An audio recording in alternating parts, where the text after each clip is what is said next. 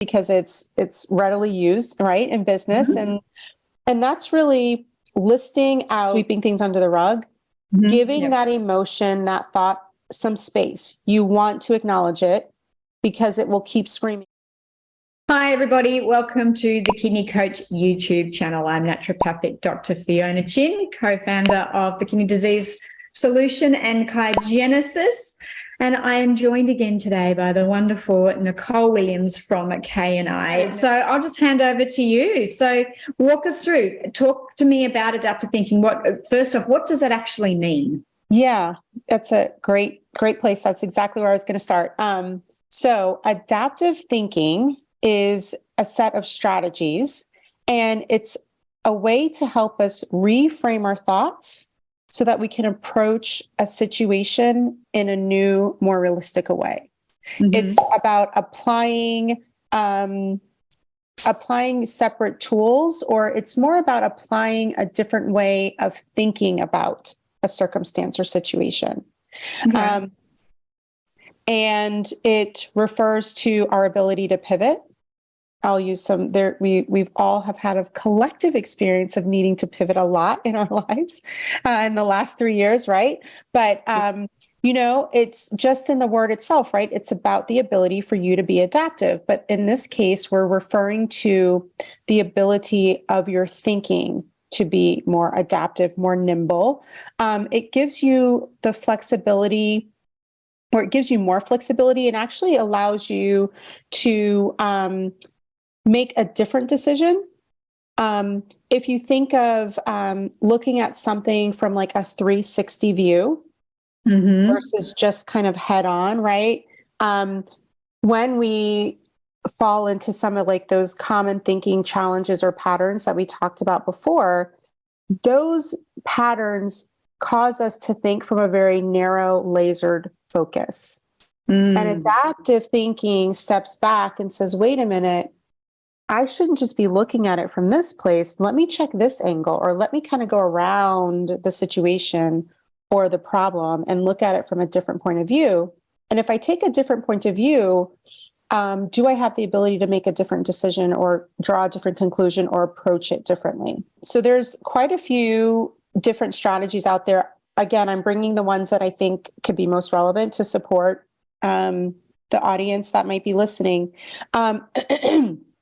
The first is called a cost-benefit analysis. And this is going to sound like a business term because it's readily used, right, in business. And that's really listing out all of the good and the bad things about believing this thought that you're having in the moment, right? Again, if we are putting on a more of a business hat, we weigh cost and benefits in a business all the time. Every decision is thought of is, how much is this going to cost me, and what is the true benefit of doing this? But we rarely apply that to our own thoughts. So you're having this thought, you're stepping into this catastrophe thinking. What is that costing you? I love it. I almost can guarantee that it is going to pique your anxiety. You're going to notice sensations in your chest, or, butterflies in your stomach, or sensations in your lower back. Like, all of the hormones and things are going to start firing off. Right? That's what it's going to cost you. Yeah. What would be the benefit of giving yourself a moment to recognize that you're stepping into that catastrophe thinking, and then trying a new thought? Okay. And it could be even a thought of, this is really scary. Like, oh my God, I can't believe I've just been diagnosed. I am really scared. Is scared. that almost like trying to get to the root cause, or almost the underlying why we have certain thoughts about that sort of stuff? Is that part of it? Is that, yes. So part of it is acknowledging the thought, acknowledging that emotion, right? I think last time we talked about the importance of not just sweeping things under the rug, giving that emotion, that thought, some space. You want to acknowledge it. because it will keep screaming until you do. Yes. Yes.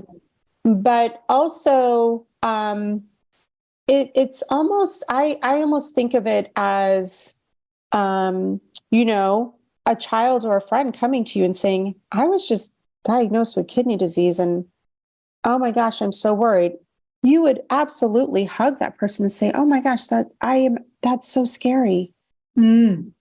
Right. I hear you. That is so scary.